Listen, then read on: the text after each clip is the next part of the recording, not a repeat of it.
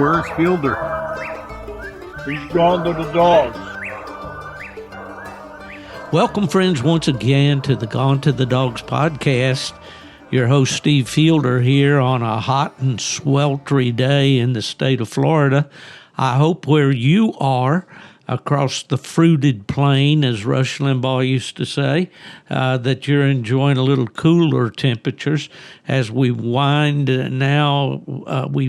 We've gone through the month of July and into August. Here in the deep south, August and September are our hottest months, so we can't be thinking too much about fall yet. But I know with autumn oaks coming up before long, it was always a kind of a treat to me as we left Richmond, Indiana, and headed back north toward Michigan. You could just about feel a little bit of that fall in the air. There was a little bit of change in the atmosphere. No leaves changing yet, but you knew it wasn't going to be all that far down the road. Today, I'm really pleased to be able to have just a good, I guess friendly is a word to use because our guest is my friend, but I'm looking forward to just a nice conversation with a guy that I met a few years ago, and I've had the pleasure of hunting with him and talking with him over the years, and he lives up in what I call the Coon Zoo of Indiana. And we're going to talk about a lot of subjects today related to coon hunting, other types of hunting, what it's like in the area where he hunts, and talk about some things that are facing our sport. So anyway, I'm going to shut up and introduce you to my good buddy Troy Hoffman from Winamac, Indiana. How are you doing, Troy? Well, pretty good. Hanging in there, huh? Yep. You having a good summer up there in the cornfields? Yeah, we've been doing pretty nice. It's been pretty dry, but it's getting along. Yeah, it's been a dry year up that way, hasn't it? Yep. Yeah. Well, now is farming your primary occupation? I work.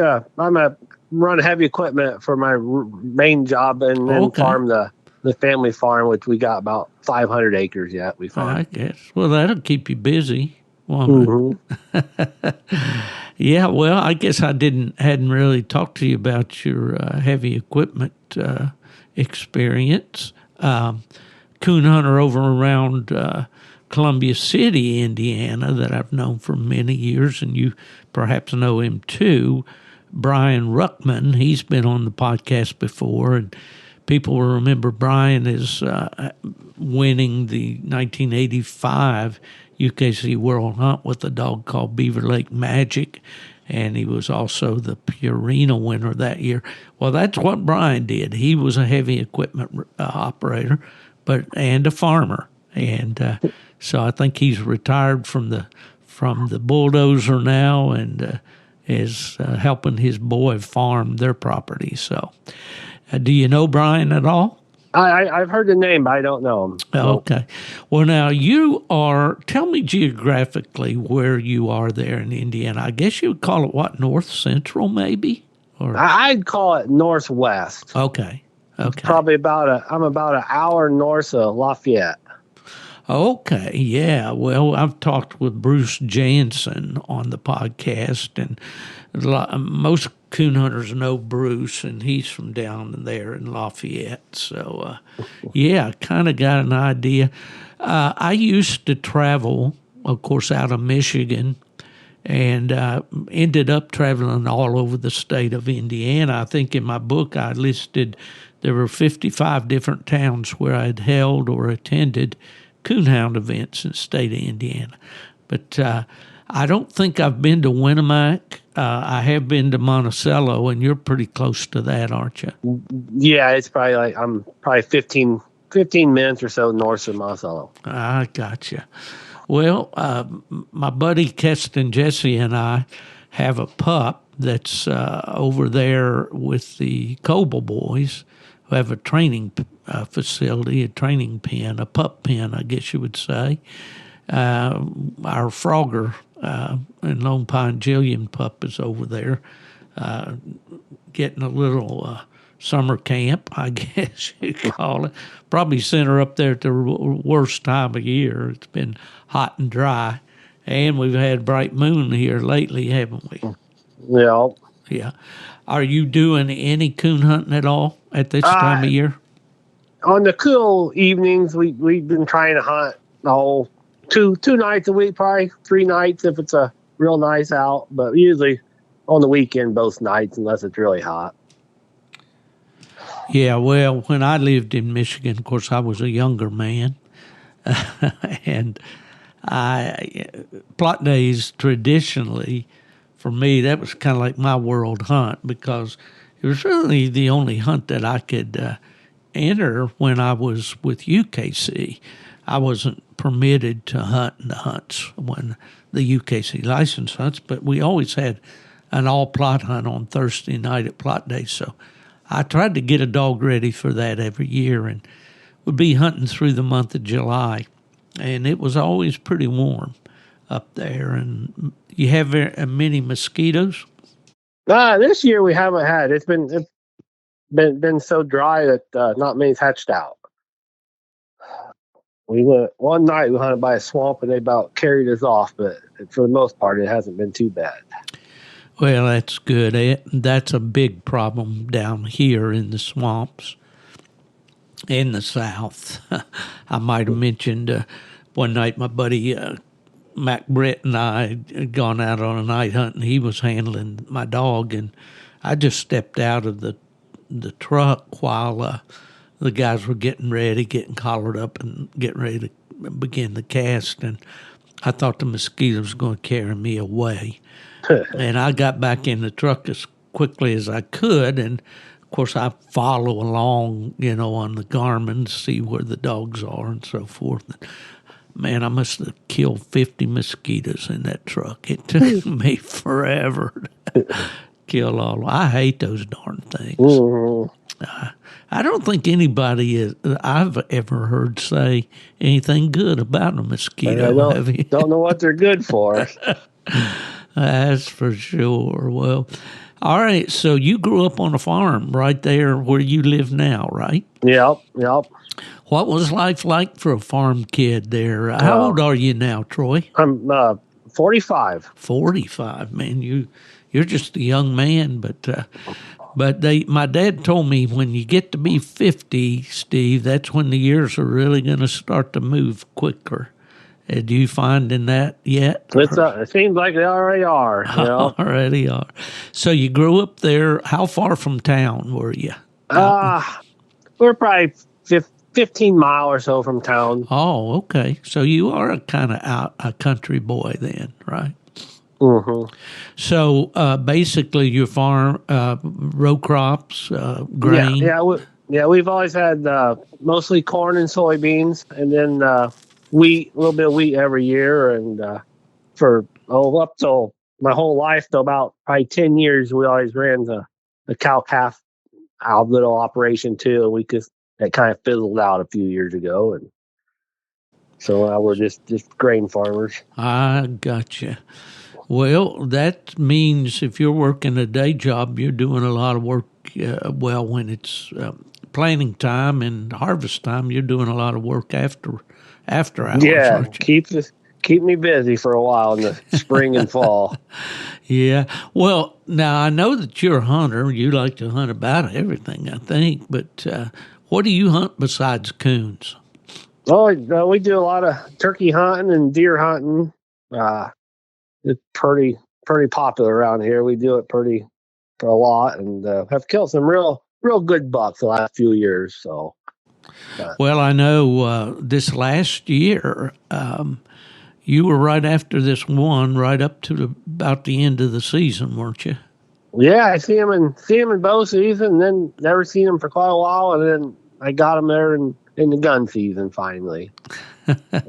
How did you measure him? How big was he? He like grossed in the 180s for like 11 point typical. That's a nice deer, Troy. Oh, yeah, it's the nicest one I've ever gotten. So. So you worked him during the bow season and then finally got him in gun season, huh? No, Yeah. Could you have had a shot with the bow never, on him? never in range. Yeah. No, Yeah. and then when I did shoot him with a gun, he wouldn't have been in bow range either. I got you. Well, my dad had a saying, and of course, he wasn't real fond of bow hunters, and I'll tell you why. Dad was old school, and he had a couple instances where guys would get into his bear dog's tree and shoot the bear with a bow and cripple it. And the bear would get down, dogs would get injured, the bear would get away, dogs would be strung out all over the place. This is before the years of the tracking collars. So, I mean, Dad was a peaceable man. He didn't want trouble with anybody. But he used to say, when somebody would say they're a bow hunter, he'd say, "Don't you know when the Indian got a gun, he threw his bow away?" Well, I've never been a deer hunter. I have hunted, but I couldn't be called a deer hunter in any way. But I do admire those nice bucks that you guys get out there, and I do like that backstrap. Well, you also do some coyote hunting, right? Yeah, I used to. We had just out of high school. We never had many coyotes when we were just about high school. When we just had fox. Before that, we hunted some, and then the coyotes really came in here, and we've hunted them for the last probably 30 years, pretty hard. And it's just a few years. The little group we had, we'd kill up to 80, 90 or so, and Yeah.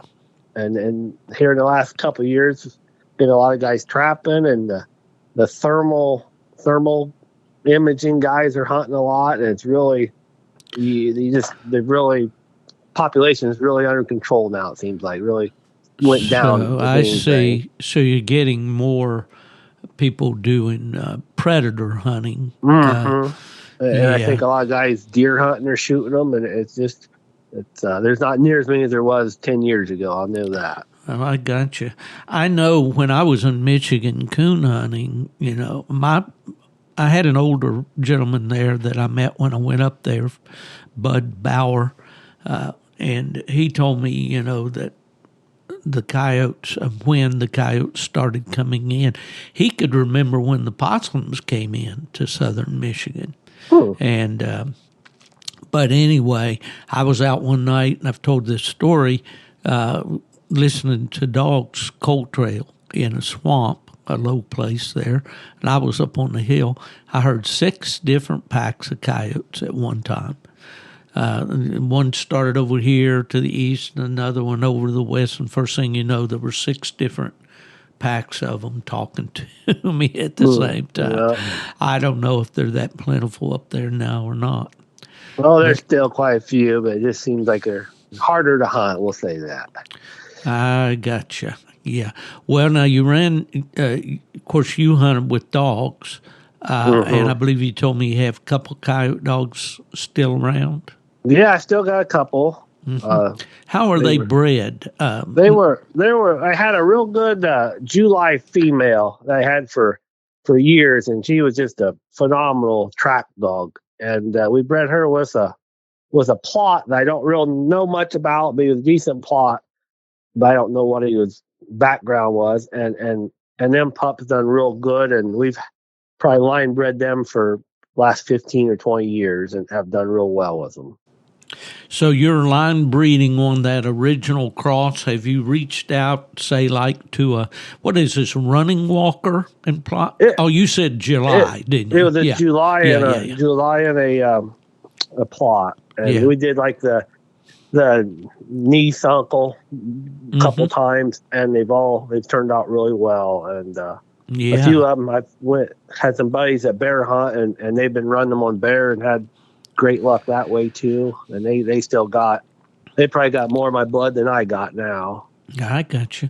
Well, introducing running dog into the hounds is something that's become popular, and Mike Kemp out in Oregon has been very successful with breeding that way. And so several of the hunters back east that are hunting dogs. And I don't know exactly how he crosses them up. I'm certainly not an authority on those dogs. My friend Heath Hyatt has gotten some dogs out that way and been very pleased with them. I know that. But it seems that running dog, puts the drive in them, doesn't it? Mm-hmm.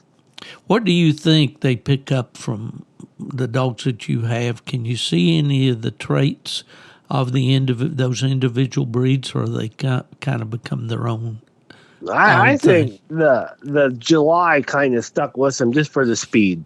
They Yeah. really could. They just had another gear. It seemed like for the most part. Yeah, I get that for sure. Well, I hate to hear that your coyote hunting is kind of winding down, but I want to talk to you in a little bit about landowner relations and how things like that are going in your area. But I would imagine in some areas guys are encountering some difficulty, because running a pack of dogs on a coyote, he's not going to stay on 50 acres, is he? Mm-mm. Yeah, he seems like he goes where you don't supposed to be most of the time.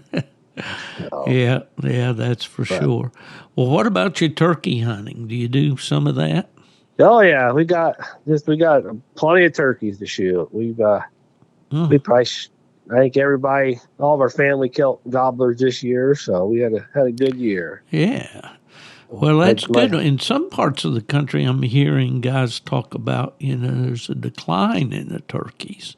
They're still. I don't know if they're getting more, but we still got a healthy population. Yeah.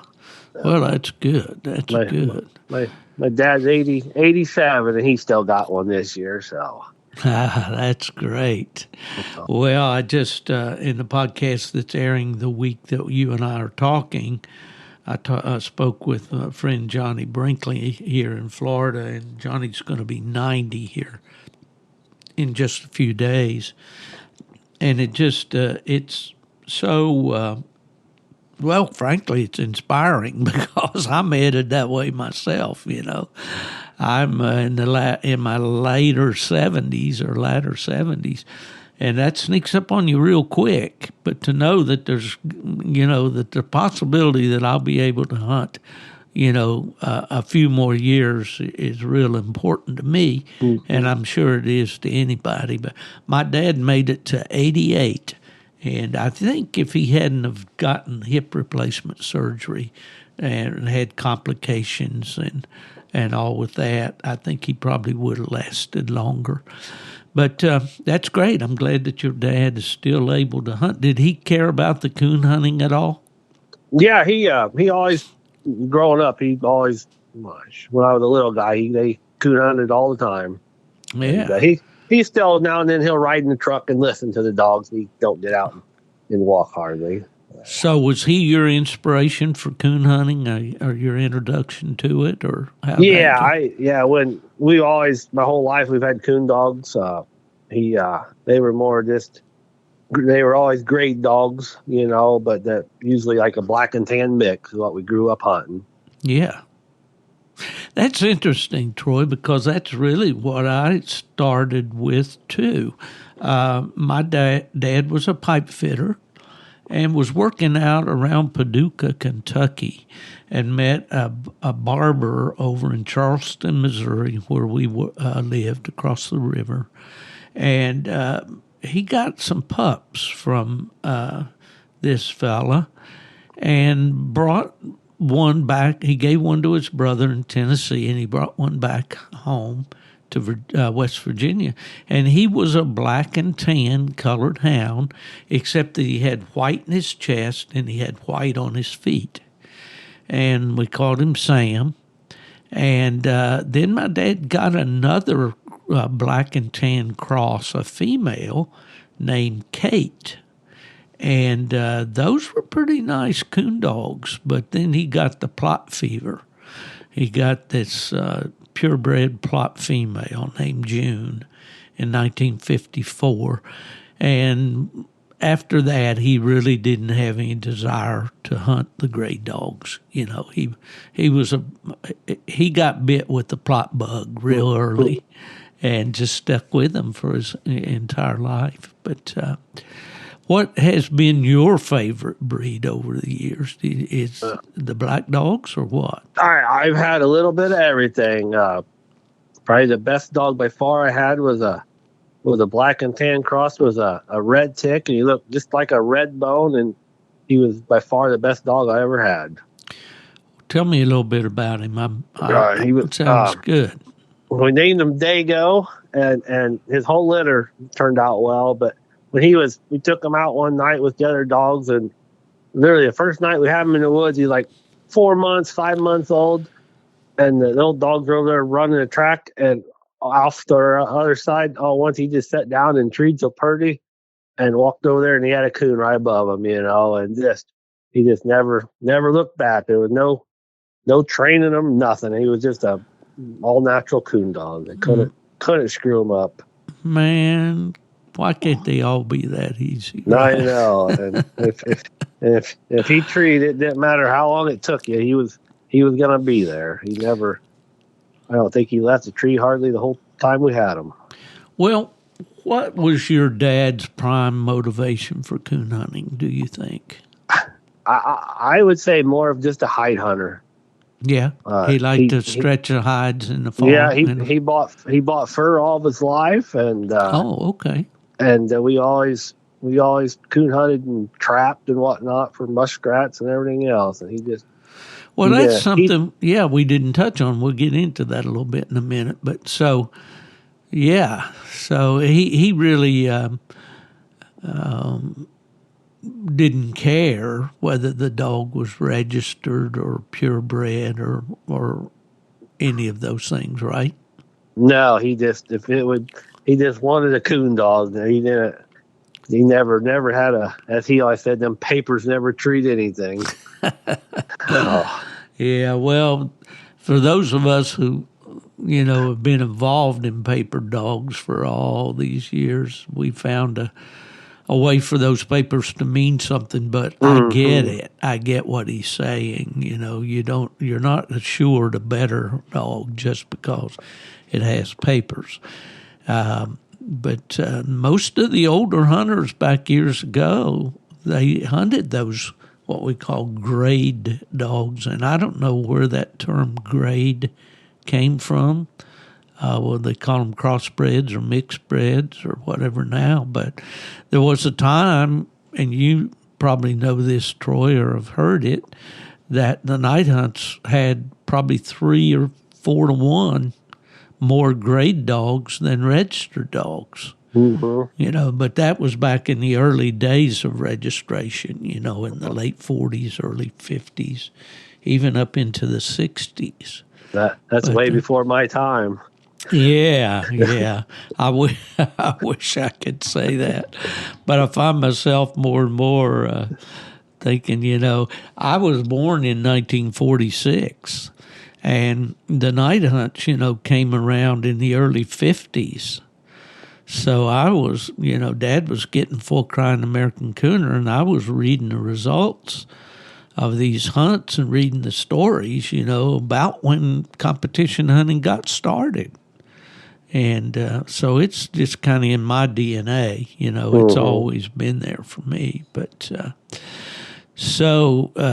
but you said your favorite dog was this red bone, English and black and tan cross that looked like a red bone, right? Mm-hmm. Yeah, he could have passed for a red bone so easy. Yeah. Do you have a favorite breed now? Well, I'm just kind of getting stuck on these plots. I think I'm gonna keep with them until I get some good ones. So. That might be a long journey. Oh, we'll see. You got some decent ones. We'll see. Yeah.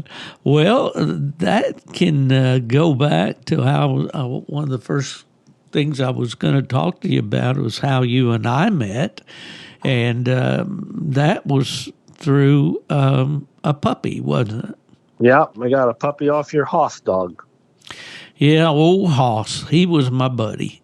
You got to hunt with Hoss. You probably didn't get to see anything great out of him, but I think you didn't see enough to know that he would run and tree. Mm-hmm. But Hoss traveled with me. I've got a truck set now here that's got almost 270,000 miles on it. And I would say that Hoss traveled at least half of those miles, or maybe closer to 200,000 miles with me. We'd go and to trips. Anywhere I went, I took him along. And even when I lived in the cabin in North Carolina, and I was getting out and trying to fish as many of those trout streams as I could, I'd always take Hoss with me. If I went fly fishing, Hoss went along. And he loved to swim, and I'd have to kind of watch. Sometimes I'd have to keep him in the box. But I always checked on him regularly and let him out frequently, and he loved the water. And maybe that's why this grandson that we have of him now likes the water so much. Maybe he takes it after his grandpa. But, I bred the old Hoss dog, which I got Hoss from Kevin Lundholm up in Ohio there, and bred to a female that Amanda Alexander loaned me, and raised that litter of puppies, and you said you wanted one of them. Did you contact me about them, or did I reach out to you? I think Bill Stearns kind of talked me into getting a hold of you. Yeah, Bill Stearns is a name that of a guy that I know he was a good friend of yours, and I didn't get to know him very long, but the length of time that I did know him, I really enjoyed talking with Bill, and just a really great guy. And unfortunately, Bill has passed on not too long after you and I met, right? Yeah, probably the next year, I'd say, in deer season, he passed away. Yeah. And then his wife kind of stayed involved with the National Bloodhound Association, was or maybe is still the secretary of the association. Isn't that right? Yeah. She was still, I think, last year either vice president or secretary or something. Yep. Yeah. Mm-hmm. Yeah. Well, we don't have any guarantee, but all we can do is hopefully when people remember us, they'll have a smile and say, that was a nice fella. And I can certainly say that about Bill. Now, did you and Bill coon hunt together some? Yeah, we hunted not a lot, but quite a bit. So he had some plots, and you must have seen something you liked there, maybe. Yeah, I really liked them, and I thought not many people has them around here, so it's kind of be a little different, I guess. Well, you certainly are being different if you're hunting a plot nowadays. The plots in the overall scheme of things in the registries are the fewest in number, even fewer than the red bones. And I think more bear hunters are hunting plots than coon hunters, or at least nowadays. But, so we met. I remember I raised that litter of pups here in Florida, and there were 3 males and 3 females. And I took a trip and delivered the pups of the people that had purchased them, and I ended up. You agreed to meet me there in Richmond, where Autumn Oaks is held. Wasn't that where we met? Yeah, that's where we met. Yeah, and you got a puppy that my wife put ribbons around all their necks when they were little, and so we could kind of keep track of them and all. And the one you got was definitely the smallest. Well, actually, she wasn't the smallest pup in the litter. We did lose the runt puppy, so there was actually 7 pups. But she was the smaller of the 3 females and the darker color, and we called her just her ribbon. My wife called her Magenta. That's an unusual name for a coon dog.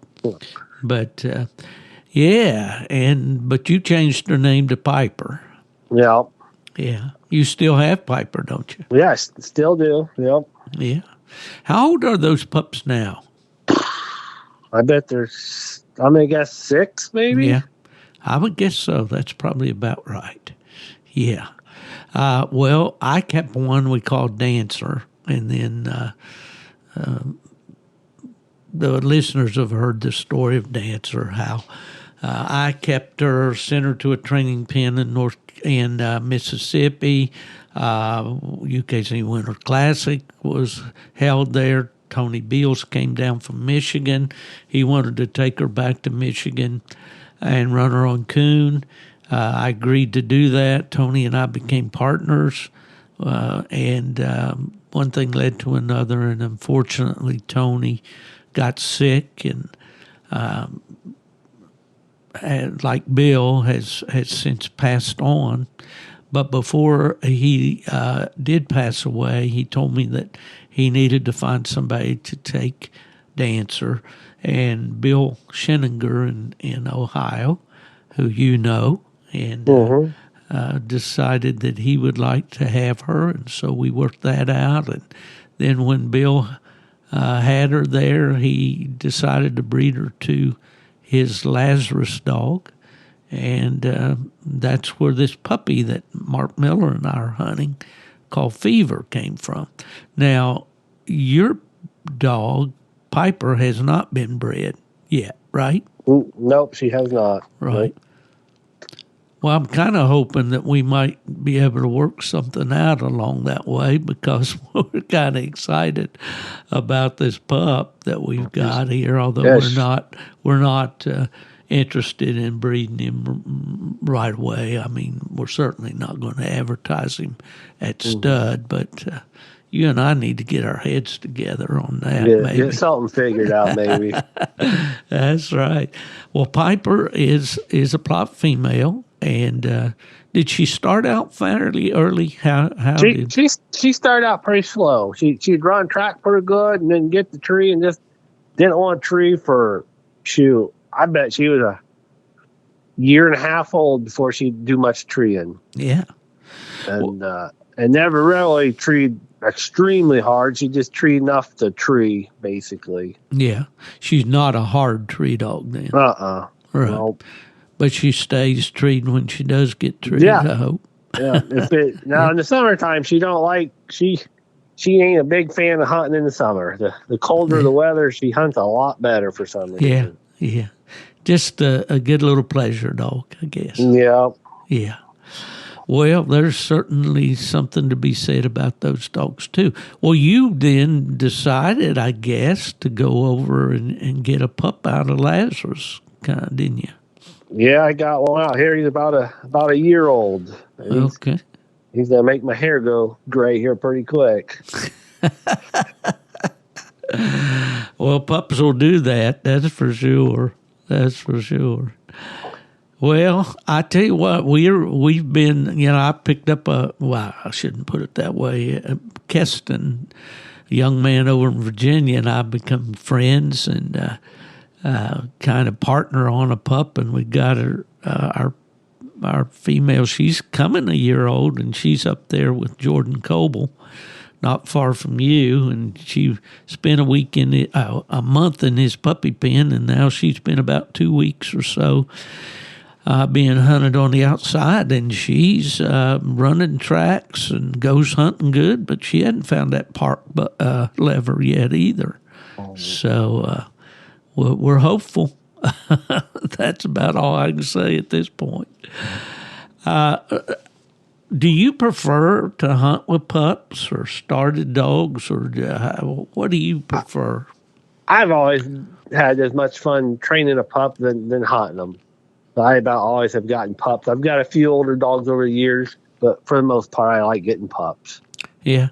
Well, there's certainly something to be said about raising one the way you want it to be, how you want it to handle, bonds with.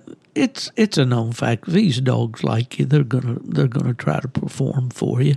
Now, I know that there's some competition hunters out there, if they're listening, are rolling their eyes right now and saying, no, you gotta have a come to Jesus meeting with them. If there's anything that you don't like, you gotta correct that right now and get it done. And I can't argue with their success. Are you still with me, Troy? Yeah, yeah. Okay, the phone made a weird sound there, but I like to bond with a pup. I like to the Hoss dog I had, he was so much fun. I taught him a lot of tricks when or just mainly obedience commands when he was young, and just enjoyed that. And other people enjoyed seeing him go through that routine. And I'd take him to the school where my wife taught, and the kids loved to watch him go through his paces and all, and meet the kids. So. You had him trained more like a lab than anything, didn't you? Yeah, he was. He was trained like a lab, and that was more on him than me. I'd never trained a lab, but yeah, I just saw right away with him that he was a dog you could show him something once or twice, and he had it. He retained it, and of course he loved those peanut butter dog biscuits, old Roy brand from Walmart. That was his treat.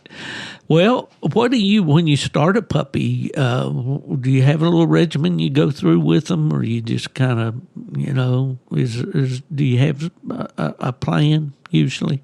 Oh, I just try to get them out as much as I can when they're really little.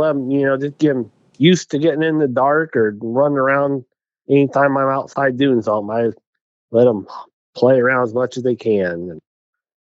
And then usually I'll show them maybe a hide once or twice, or one in a cage coon once or twice. And after that, they better be able to figure out themselves. I got you. Well, I remember as you would send me little video clips and things of Piper when she was young. And I think that's basically what you were doing.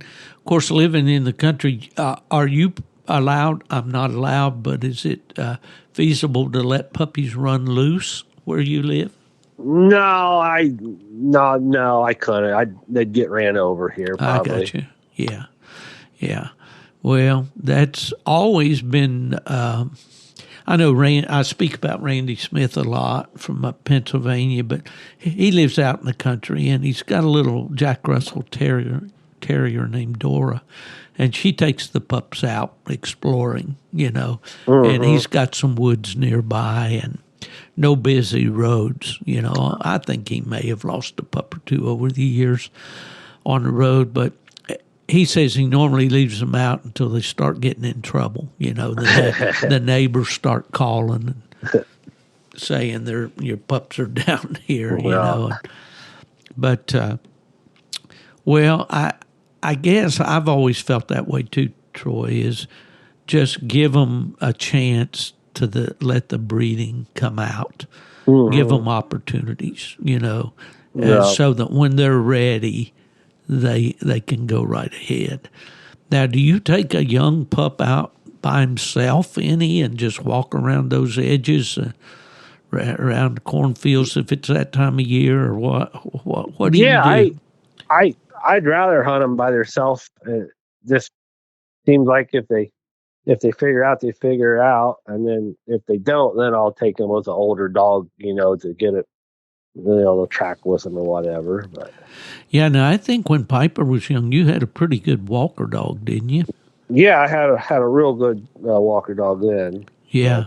What happened to him? He got old. I see. He was getting up there and finally passed away. Was he a registered dog? Yes. Yeah. Do you remember his breeding at all? He went back to Socket Junior pretty quick. Yeah. I got you. Well, I wanted to talk to you just a little.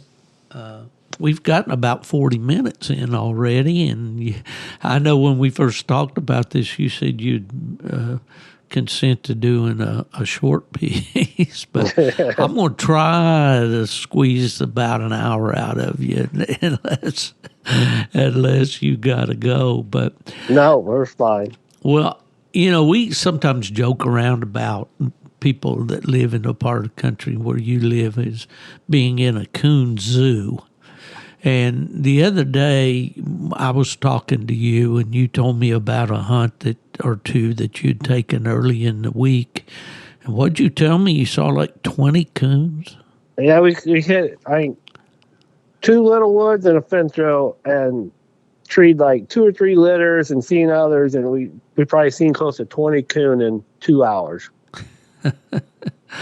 Well, on that subject, since, I'm sure there aren't as many coon hunters around there as there used to be. Is that right?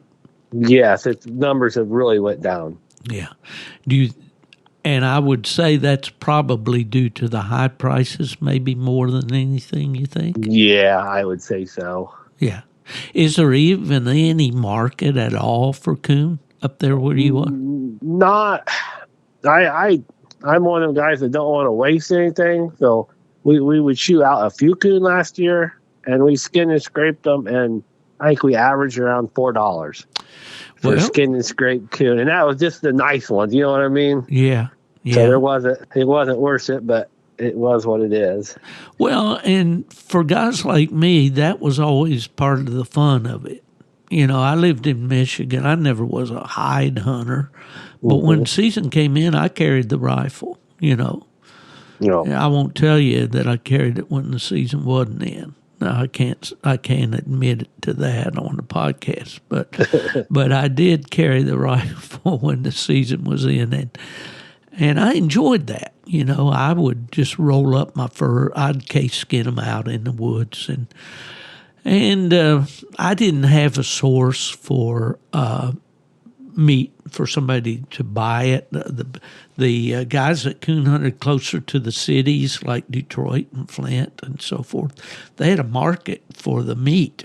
And I really didn't have that, but I felt like I probably contributed to that coyote population and so forth. But I would roll the pelts up and put them in a deep freeze.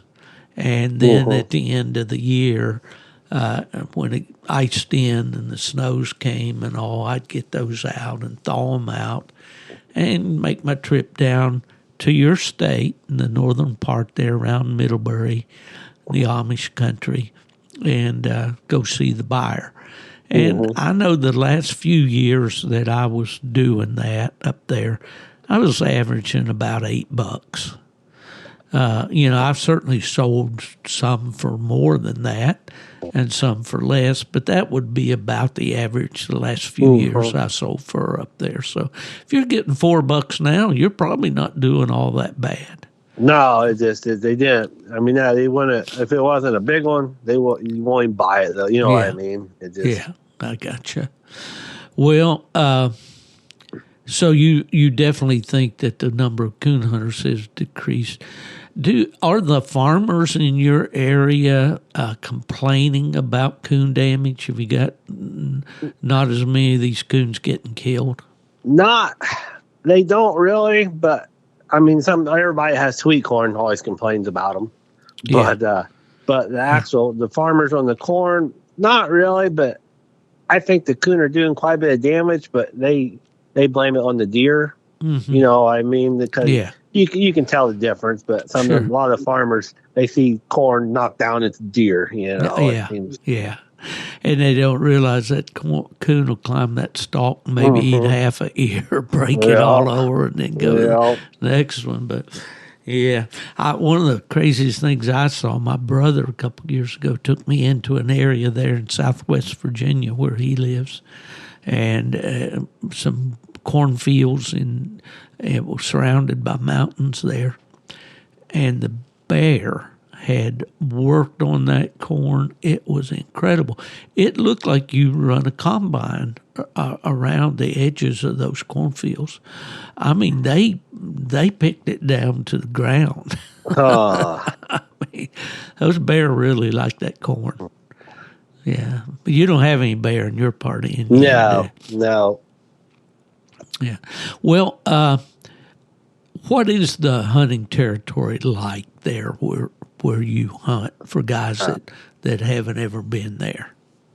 For the most part, we hunt just little woodlots. A lot of them are, from 10 acres. If you there's a few patches that might be 60, 70 acres, which is big for around here. And then there's a river bottom that runs up through here. So you got some continuous timber, all the way along it for good stretches. But for the most part, you're just hitting little patch woods and fence rows. There's a few fence rows left. They're pretty good. Ditch banks, whatnot. Yeah, if you got a ditch down through there and along those fence rows, that's always a good place, isn't it? Yeah. Yeah, I had some of those up in Michigan, and our hunting was pretty much the same. I had small patches. What would you say is the average size cornfield up there in Indiana? All right. How many acres would that be? Right where we are, I would guess the average fields are probably 40, 50 acres. But if you went west from where I live, like not even like 10 mile, and it hits what I call prairie, and then you're talking hundreds and hundreds of contiguous acres everywhere. Yeah. Well, talking about corn, and it's that time of year when the corn's coming in. Now, when Ella and I drove up to New Jersey about a month ago and went through South Carolina and in some back highways, as she says, taking the scenic route, and saw a lot of cornfields, and I didn't really think about South Carolina being a big corn growing state. But their corn was in, it was sweet corn was in and so forth. And we've had, here in Florida, of course it is. I think we get a couple different crops a year down here. But do the coon hit that corn pretty good when it first comes on and roast near time, or is it more later in the year? When do you see most of the activity around the corn? I think it's right when it's milking. Usually, when it's the sweetest part for them is when they usually hit it. Yeah, and that's right as the kernels are forming, right? Yeah, the kernels are just forming. That's probably the closest regular field corn would taste to sweet corn. Yeah. I'd say that's when they're hitting. Right. And then I found in Michigan, coming out of West Virginia, we rarely hunted a cornfield. You might have a little 3 or 4 acre cornfield somebody would have, if they could find a flat place enough. That was usually on a hillside. But in Michigan, up there, we hunted around the cornfield some, but we would find that the coon would not really eat that hard corn until everything else was gone later in the winter. Do you find that the way? I would say so. When it gets cold, they'll be out there eating, regular corn on the ground after the harvest. Right. Yeah, I know. After hard freezes and so forth, you might drive around on a afternoon. Maybe you had a kind of a little bit of a sunny afternoon or something. You drive around and you look out in a cut-over cornfield. Of course, they'd been harvested way back, I guess, in November or late October. And there would be deer, turkeys, coons, possums, everything out there, pecking around trying to find that corn. But that's, I guess, the key to coon hunting for me was always knowing what the coon's eating at what time of year. Do you have a lot of wild cherry in your country? We've got quite a few cherries, a lot of mulberries. That time of year they really pound. Yeah. I always remembered in Michigan the mulberries would be along the roads, and you'd see this black spot on the highway, like just where the mulberries had fell and the cars had mashed them, there. And you could drive around a mile square up there, and that time of year, and when kittens are down and so forth. Now, let me make sure I'm right here. Kittens should be down during mulberry time, right? Or is mulberry? Yeah, right. Yeah. And you would find on each side of that mile square section, you find a coon, that had been hit by a car. It might be a whole litter of kittens. That used to really make me sick when I'd see that, But, well, that's what it's like to live in the coon zoo, folks. You go up there and hunt in that part of the country. Many of you will get to hunt some of that kind of hunting if you go to Autumn Oaks here on Labor Day weekend. I wanted to ask you about your choice of being more of a pleasure hunter than a competition hunter. Any particular reason why that you've chosen not to enter the competition hunts? I enjoy coon hunting. We've always been like more of a hide hunter, and just never really got into the competition hunter. Yeah. And if I made up my mind here, the last couple dogs, the next good dog I get, if I get one, I'll start hunting the competitions. I went with guys a few times and guided for guys up here a few times, but never actually hunted in one. Yeah. Well, I have this conversation with my friend Keston Jesse, and he lives there in farm country. It's mountain farming. I mean, it's mainly beef cattle, some dairy cattle. And he hunts those farms and not very many cornfields. But he has not been bitten by the competition bug either. He loves to coon hunt and hunts almost every night. And my other buddy, Mark Miller's always ragging on him for not going to the hunts, I heard him driving hours, shoot, up here I bet we got 5 coon clubs within 45 minutes or so. Yeah, that's crazy, isn't it? Man, when you can do that, you can get out there and hunt about every night. Oh. And we're trying to keep our dog in this PKC plot race, and, we just don't have any hunts, No. They're sporadic, and I just got a text from Mark there just now, came in on the phone. You may have heard it. He said it's practice time. That means he's getting ready to hit the woods. And so, and I get it, because I love that. I was by necessity more of a pleasure hunter all the years than competition hunting, because my job was working the hunts and so forth with the registries. So I hunted about every night I could, and I had great hunting there in Michigan especially. But are you finding yourself enjoying coon hunting more as you get a little older? You're not an old man by any stretch, but or any less, or about the same? I'd say about the same. Yeah. When we were younger, it seemed like there were a lot more guys. A bunch of my buddies, it seemed like every night would be over here, go as a big group, and that's kind of really cut down. But there's about 2 buddies of mine still hunt a lot that we usually try hunting together quite a bit.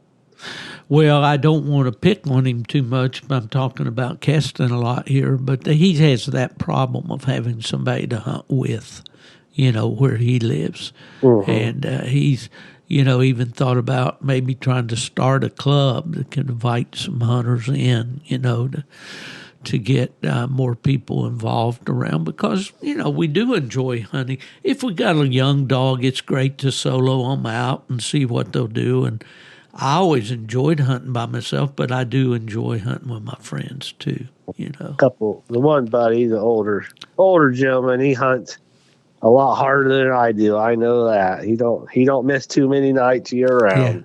Yeah. That's good. That's good. Oh. I just wonder, there's no way to tell just how many pleasure hunters there are out there across the country that just enjoy going and listening to that dog running tree a coon and are not at the night hunt every Friday or Saturday night.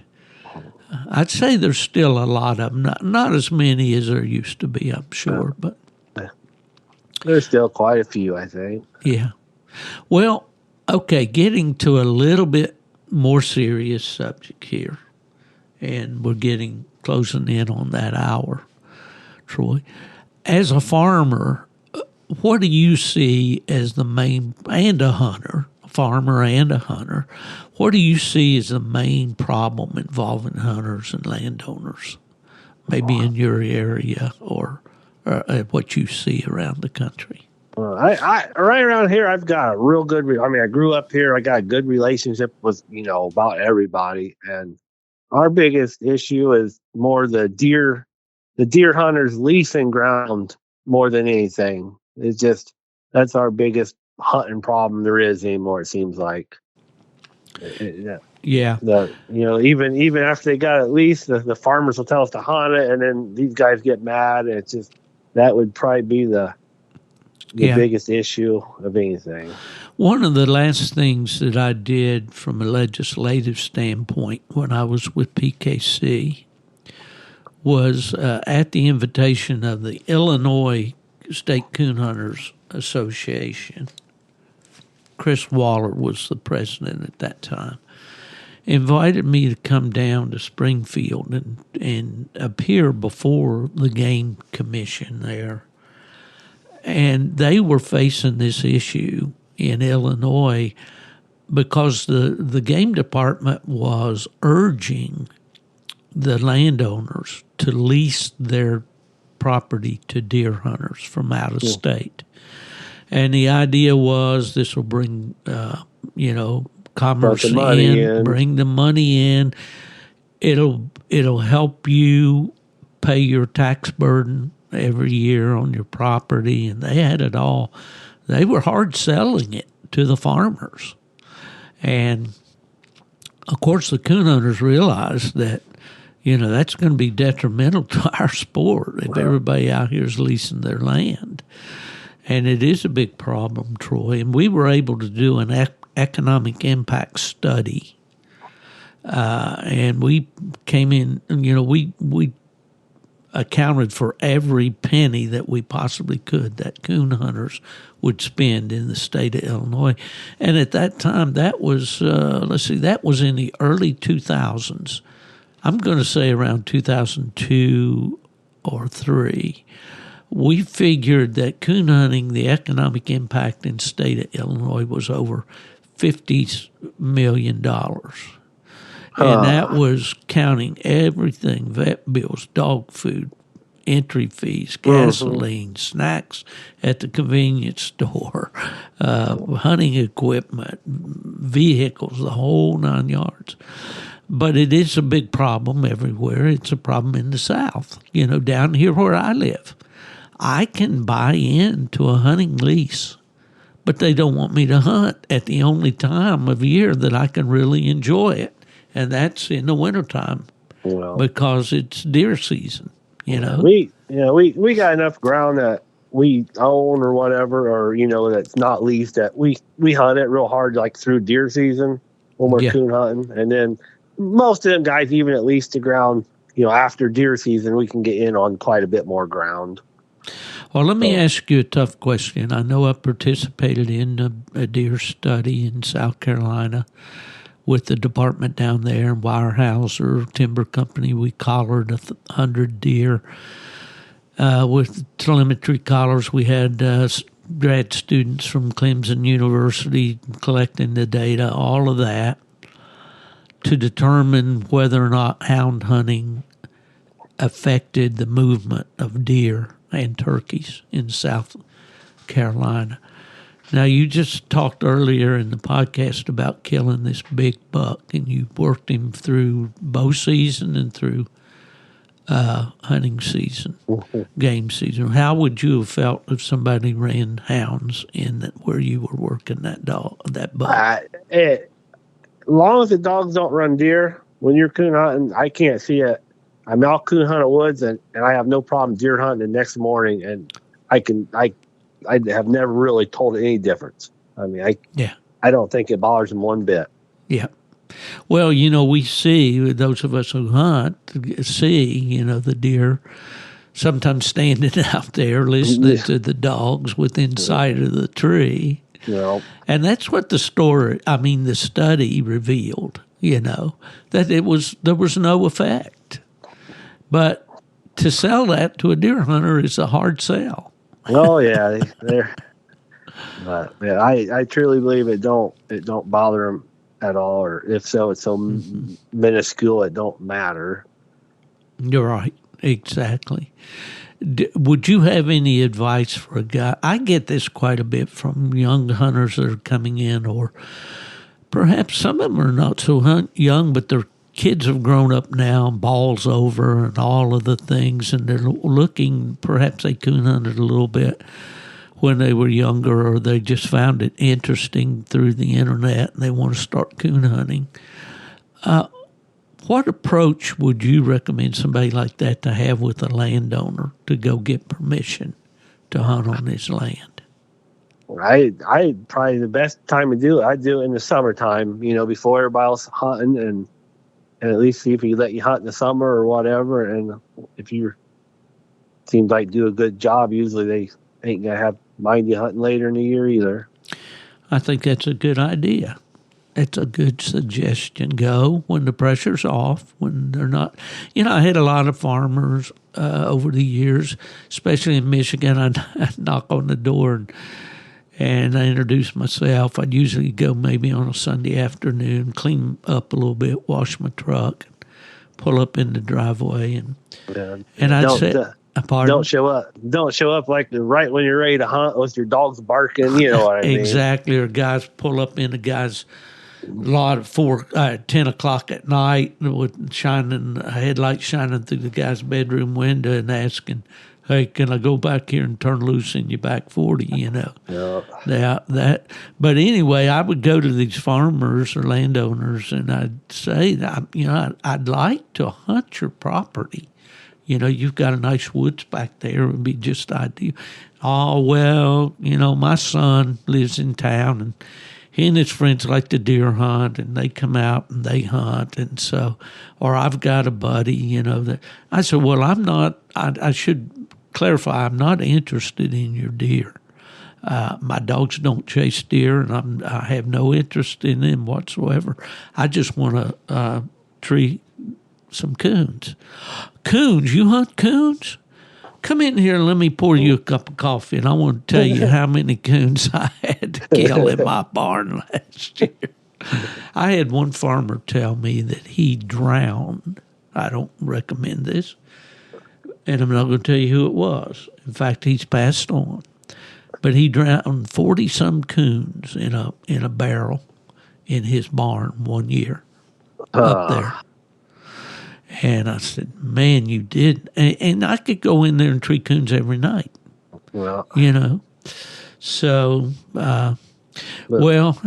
we're getting a few people around here that like turkey hunting, and the coons, there's getting more and more coons, and they're really, after deer season, they're wanting you to come in and shoot a lot of coon just to try to help the turkeys here, seems like last few years. Well, I know there was quite a row on the internet, with when some of these raccoon hunts were held out in Missouri, and I don't know if you saw that or not. But I think I did, just trying to really wipe the population out. Yeah. Well, we need to conserve, but we also need to, when you talk about 20 coons seeing there on one night hunting and all, distemper will come in there and take care of that if the hunters don't. So it's a delicate balance, but, we want to take care of the resource. We want to be good stewards of the resource. But we also know that they have to be harvested, and that's all part of their welfare. And I wish we could just get the general population to you can just sustain it where you want it. Right. Well, okay, we've talked a little bit about autumn oaks, and we're going to wind this thing down. Troy, are you going this year? I probably slide down there one day, hopefully. Yeah. Well, I hope to see you down there, and I might, Keston and I may have to impose on you to give a ride for that dog from up there in your part of the country. If all right. I always enjoy talking to you. I enjoy your texts and messages and phone calls, and I know you've been participating in this little wheel of name spin that we do. I must be the unlucky guy on it too. No, there's a few more in there that haven't hit it yet. Anyway, if you're out there listening to the podcast for the first time, guys, we do a question of the week posted on Facebook on my personal page, Stephen F. Fielder, and we ask you a question taken from the weekly episode. And if you know the answer, you private message it to me. And if you're right, we put your name on the wheel of names, and we do a spin every Monday night at 6:30. And the prize has been a Zepp Lifetime Coon Squaller. It's a $30 unit with 3 reeds, a metal casing, a nice lanyard on it, made by Mark Zepp. You can get them if you don't feel lucky, like Troy there. You can buy one at markzepp.com.